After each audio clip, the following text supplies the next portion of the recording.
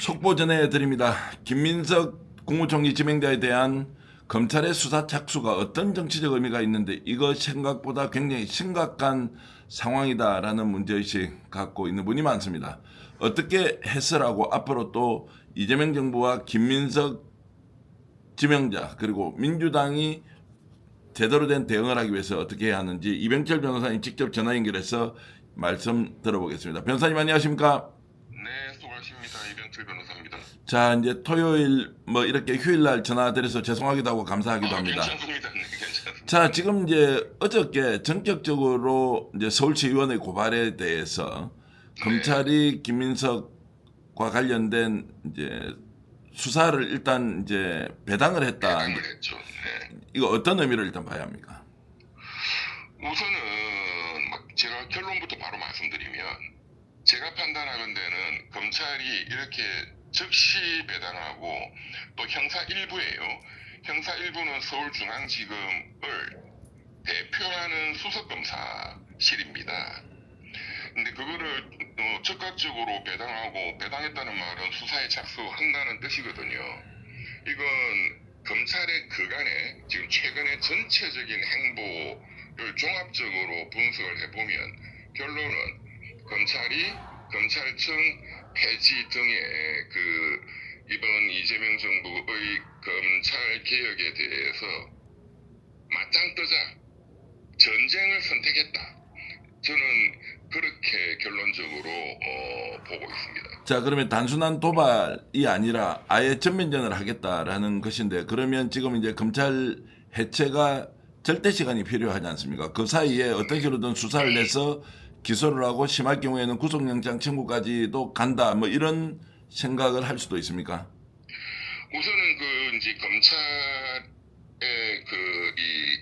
검찰이 이제 전쟁을 선택했다라는 제 의견에 대해서 조금 더 보충 설명을 드려야 될 것 같은데요. 지금 보면 여러 주목할 만한 사건들이 최근에 있어 왔습니다.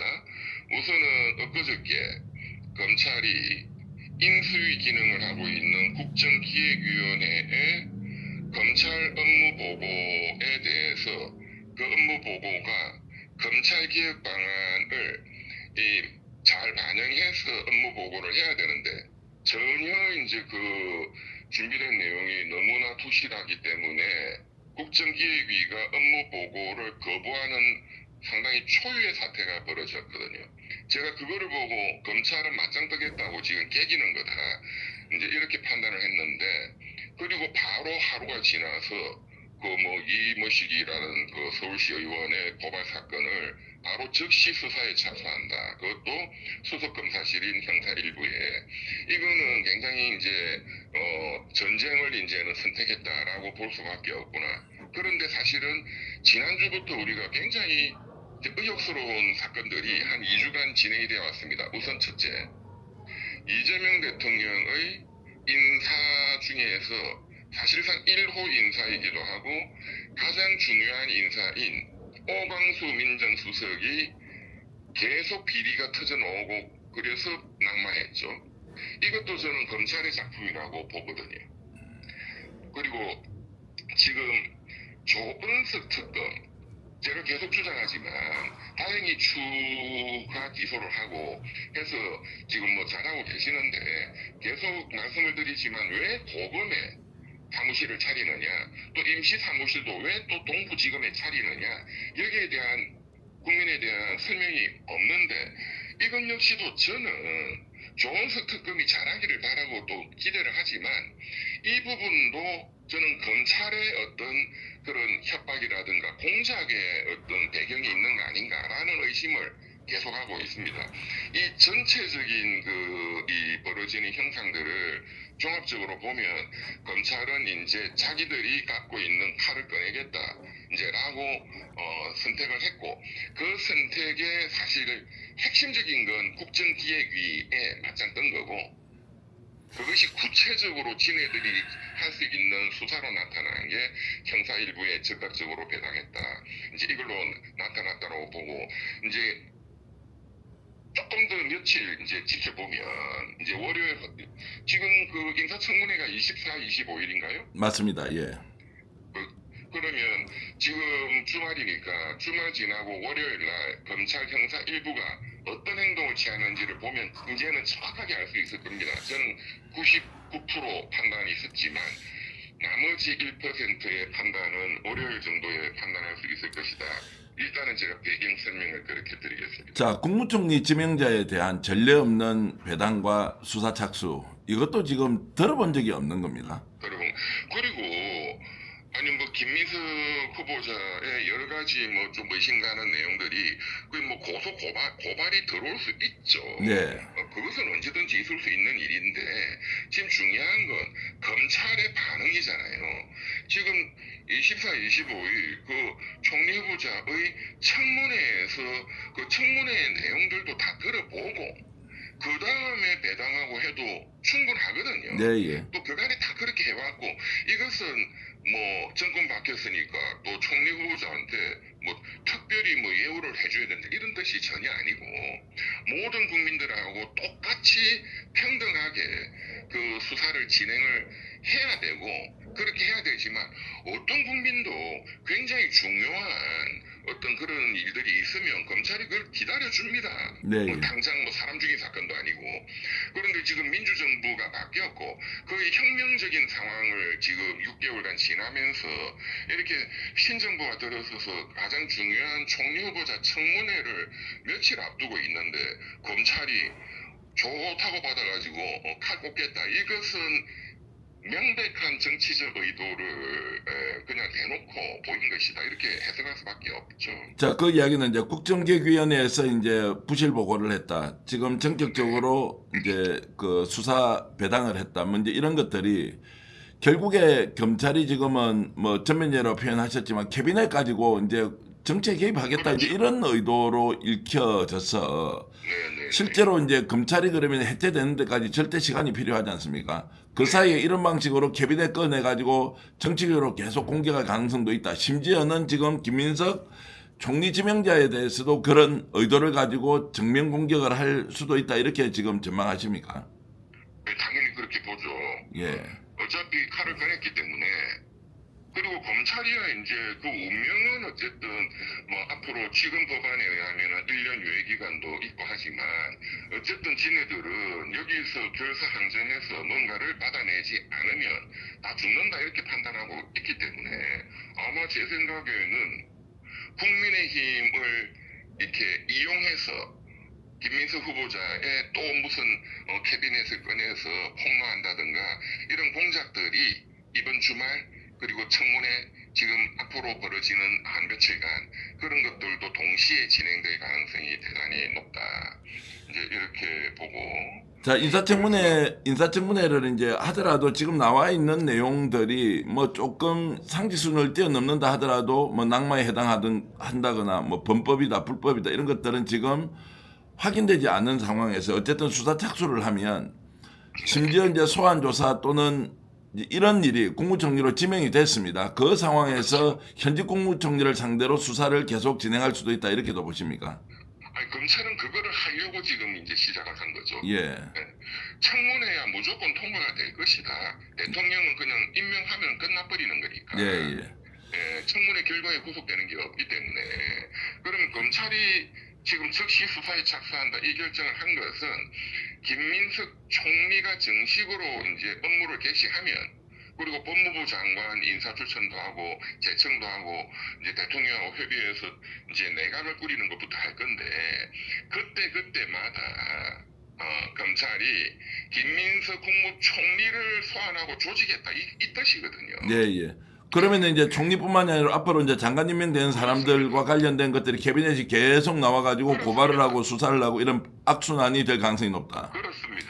자, 그러면 지금부터 이제 어떻게 대응을 할 것이냐. 심우정 검찰총장이 여전히 저 자리를 지키고 있고 검찰은 이런 식으로 캐비넷 정치를 한다는 우리가 의혹 제기를 하고 있지 않습니까? 네. 이럴 때 그러면은 자, 이재명 정부 그리고 지금 민주당 또 당사자들은 어떻게 대응해야 되는지가 매우 중요할 것 같은데 의견 어떠신가요? 그러니까 우리가 과거의 역사를 보면 그 첫 이제 그 정권 교체가 김대중 정부였고 김대중 대통령은 처음에 민정수석을 두지 않았어요. 그리고 이제 그 온로비 사건이라는 뭐 그런 게 터지고 하니까 민정수석실을 새로 두기는 뒀는데 그때 검찰 출신 이런 사람 안 하고 시민운동가였던 김성재 교수라는 분, 그 되게 유명한 분이죠. 네, 예, 보건 분야에 네. 있었죠. 네. 예, 그리고 우리가 또 많이 기억하다시피 노무현 대통령 들어서자마자 검찰 개혁을 선언을 했고 그때 법무부 장관을 강금실 그 판사 출신 여자 판사 출신을 앉히니까 검찰이 들고 일어났거든요. 그때 노무현 대통령이 검사들 다 모여라. 그래서 직접 검사와의 대화를 하고 그때 검사들이 식은방을 떨고 하던 놈들이 국민들의 엄청난 질타를 받아서 그 토론으로 노무현 대통령이 완전히 제압을 해버렸거든요. 근데 결국은 인사거든요. 검찰 해봤자 검사들 그냥 저 온실의 화초로 큰 공무원에 불과해요. 공무원도 저 하급직 공무원에서 정말 입지전적으로 장관까지 올라오고 했던 과거에 그런 분들도 있었지만 지금 이 검사라는 사람들은 판사도 마찬가지입니다. 제가 이 사람들을 너무 잘 알기 때문에 행정부 공무원도 마찬가지입니다. 행정고시, 사법고시 이 한 사람들은 어릴 때부터 그냥 범생이들이잖아요. 어려움을 역경을 겪어본 사람 그 경험이 없어요. 또 고시 붙으면 그냥 부잣집에 장가가고 그 맛으로 평생을 그러니까 남의 힘으로 사는 사람들이야. 처갓집에 그냥 얹혀가지고 대부분은 그런 사람들이 무슨 역경을 돌파할 수 있는 그런 배짱이나 깡다구 전혀 없습니다. 그래서 인사조치만 빨리 하면은 검사들 2,500명 칙소리도 못합니다. 네, 예. 그러니까 이 사람들이 선병을 날린 거예요. 인사 부분에. 근데 어쨌든 지금 빨리 법무부 장관부터 임명을 하고 법무부 장관 임명에 있어서 지금 그 기존에 지금 아직 총리가 결정이 안 됐으니까 기존에 총리 대행이 있잖아요. 예, 예. 이주호. 예. 그 사람한테 시켜가지고 재청 형식을 또 이제 취하는 게 좋으니까요. 이 이주호 총리 대행이 재청하는 형식을 취해서 우선은 법무부 장관 빨리 좋은 분 임명하고 법무부 장관과 대통령이 또 상의해서 검찰총장 심우정이 날리고 검찰총장 인사 및 검찰 간부들 인사를 즉시 단행을 해야 됩니다. 자, 이럴 경우에 이제 정치적으로 또 뭐 본인들이 원하는 입맛에 맞는 사람들을 앉히기 위해서 하는 일종의 쇼다라고 이제 야당이 공격하는 거 이런 거 일체 무시하면 된다는 말씀이죠. 전쟁이잖아요. 전쟁이다. 이건 전쟁이 난 거예요. 네. 전쟁 났으면 가장 신속하게, 가장 빨리 적의 약한 고리를 타격을 해야 됩니다. 전쟁은 인정사정 봐주는 게 아니잖아요. 피를 흘려야 되거든. 우리도 피를 각오해야 돼요. 메가더 장군이 인천 상륙작전을 기습적으로 해서 성공을 시킨 것이 인천 상륙작전 1년 후에 할게 하면은 그게 전쟁이 되겠어요? 네. 그렇기 때문에 이것은 정말로 신속하게 전격적으로 단행해서 끝을 내버려야 됩니다. 자, 이것은 이제 지금 이재명 정부가 해야 되는 역할, 조속한 법무부 장관 임명과 검찰총장에 대한 이제 인사 단행. 예, 자, 검찰 간부들 인사 단행. 예, 예. 이건 우리가 국민들이 비교를 하자면 네. 김영삼 대통령이 취임하고 정말로 불시에 하나의를 목을 다쳤거든요. 예, 예. 그것과 저는 유사하게 그때 했던 것과 마찬가지의 어떤 속도와 배짱으로 한 방에 날려야 됩니다. 네. 자, 그러면 국회는 지금 이제 어떻게 해야 됩니까? 민주당은 집권 여당으로서. 민주당은 일단은 이제 이번 청문회 때 그 방어를 논리적으로 국민들이 설득이 되도록 그 민주당 의원들이 일단 방어하는 게 우선 중요하고 왜냐하면 지금 이게 김민석이라는 총리 개인의 사건이 아니고 전체 전쟁이기 때문에 대통령이 하실 건 지금 말씀드렸고 민주당이 방어를 잘해줘야 돼요. 네. 근데 제가 보면 이 김민석 총리에 대한 이 좀 백업 방어가 좀 더 잘했으면 저는 좀 그런 아쉬움이 있거든요. 예. 국민의힘의 공격에 대해서 특히 법률적 부분에 대한 방어가 저는 굉장히 약하다고 봅니다. 지금. 네. 또 법률적인 문제가 가장 크리티컬한 거잖아요. 또 지금 수사도 착수를 했으니까. 그러면 민주당의 법률가 출신 의원들이 법률적으로 이게 죄가 안 된다 등등을 굉장히 쉽게 국민들이 금방 알아들을 수 있도록 네. 그렇게 방어를 해줘야 되고, 그런 게 또 지금 수사에 착수한 검찰 중앙지검 형사 일부에도 영향을 바로 주거든요. 그럼 걔들이 또 이게 법적으로 또 이런 또 어려움이 있구만, 이렇게 해서 쫄게 만들어야 돼요. 근데 지금 보면 돈 문제이기 때문에 돈 문제에 대한 법률적인 적용, 이게 뭐 정치자금법 위반도 지금 고발에 들어가 있을 거고, 또 뭐 세법 위반도 들어가 있을 거고 한데, 국회의원들 또 법률가들 조세범 처벌법이나 세법 이런 거 전혀 모르거든요. 네. 그러니까 이런 거는 그 전문가들 도움을 받아가지고 이번 청문회 때 어쨌든 이틀간 민주당은 철저하게 법률적 방어에 성공해야 됩니다. 네. 자, 이 질문 한번 드려보겠습니다. 검찰, 지금 이제 세상이 바뀌었지 않습니까? 그리고 해체라고 하지만 실제로 법 집행기관의 정상화고, 그리고 국민이 바라는 바로 거꾸로 상식적으로 돌아오는 거지 않습니까? 그렇습니다. 그런데도 왜 이렇게 반발을 하는 겁니까? 그거는 검찰이 지난 70년간 그만큼 많이 해먹은 거죠. 네. 그만큼 많은 걸 누렸고, 그만큼 많은 권력을 또 지네들이 전횡해 온 거죠. 프랑스 혁명을 앙시앙 레짐을 타도한 위대한 혁명이라고 하잖아요. 네. 앙시앙 레짐, 구체제라는 뜻이잖아요. 에이션트 레짐. 이 지금 검찰이라는 게 대한민국에 남아있는 가장 강력하고도 가장 힘이 세고도 가장 부패가 많은 앙시앙 레짐 구체제거든요. 이거는 혁명적으로 다도해야 되는 대상이고, 그 역사적인 그 기회가 윤석열이라는 이 멍청한 그 검찰총장 출신, 그리고 이자가 벌인 지난 3년 동안의 검찰 독재 때문에 이 역사적 기회가 온 것이기 때문에, 이것은 전쟁이라는 관점에서 또 보고, 그리고 구체제를 타도한다는 혁명적 관점에서 접근을 해야 됩니다. 알겠습니다. 이제 그런 중차대한 역사적 의미가 있는 잘 된 거예요. 검찰이 이제 선방을 날리고 전쟁을 선포했기 때문에 잘 된 거예요. 사실은 검찰을 또 물론 법원을, 사법개혁을 조금은 더 천천히, 그리고 민생을 살리는 것을 더 우선적으로 하자라는 게 대통령의 입장이었고, 그래서 유예기간도 1년을 두고 한 거잖아요. 네, 예. 그런데 전쟁이 시작된 마당에 이제는 천천히 갈 필요가 없습니다. 추석 전에 완료해야 되는 게 사실은 정상이거든요. 실무적인 유예기간 이런 건 필요하겠죠.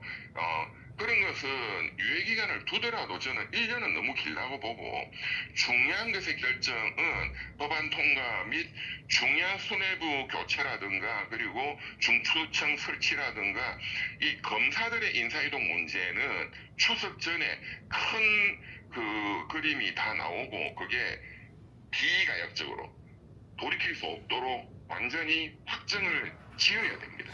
자, 어떤 신호를 보고 우리가 대책을 세우고 또 실행안을 마련하지 않습니까? 자, 시청자 여러분들과 또 국회에 계신 우리 의원들, 또 이재명 대통령과 함께 국정 운영을 하는 분들도 오늘 이병철 변호사께서 하시는 이런 여러 조언들을 좀 깊이 받아들였으면 좋겠다. 지금 이게 바람이 불고 있는데, 이 바람이 정말로 잠시 불고 가는 돌개바람이냐, 아니면 커다란 태풍을 몰고 오는 일종의 출발점에 있느냐, 이제 이런 것들을 구분하지 못한다면 이번 김민석 총리 지명자에 대한 적극적인 수사 착수가 가져올 후폭풍 파장은 오히려 처음부터 제대로 대응하면서 뭔가 정확하게 정리하지 않으면 큰일 날 수 있다라는 좀 인식과 관점으로 적극적으로 대응해야 한다는 말씀으로 정리하겠습니다. 그리고 항상 낙관적으로, 또 국민들이 불안해하실 수 있으니까 네. 낙관적으로 생각하세요. 무조건 이기는데 오히려 검찰이 도발을 해왔기 때문에 오히려 기회가 열린 거예요. 네, 예. 그래서 검찰 개혁을 더 신속히 할 수 있는 좋은 기회를 검찰 스스로가 열었다. 국민들께서는 뭐 걱정하실 필요는 없고 더 잘 됐다라고 봅니다. 어쨌든 그런 것들을 좀 종합적으로 잘 살펴보는 지혜가 필요할 것 같습니다. 이병철 변호사님, 이렇게 또 토요일 날 오전에 전화 연결해 주셔서 감사드립니다. 고맙습니다. 네, 감사합니다. 자, 지금까지 이병철 변호사님과 함께 얘기를 나눴고요. 여러분들도 지금 김민석 총리 지명자에 대한 검찰의 수사 착수가 단순히 특정 사안에 대한 수사가 아니라 이제 지금 이재명 정부 출범에 대해서 아예 전면전을 선포한 것이다. 여기에 대한 대응을 인사권으로 그리고 국회는 국회의 행정기관에 대한 감시 감독권으로 철저하게 나서야 한다는 말씀 저희들이 제안을 해드리겠습니다. 언론도 좀 더 많은 관심을 가지고 이 문제에 대해서 계속 추적해야 한다는 말씀을 드리겠습니다. 지금까지 이병철 변호사와 함께 얘기 나눠봤습니다.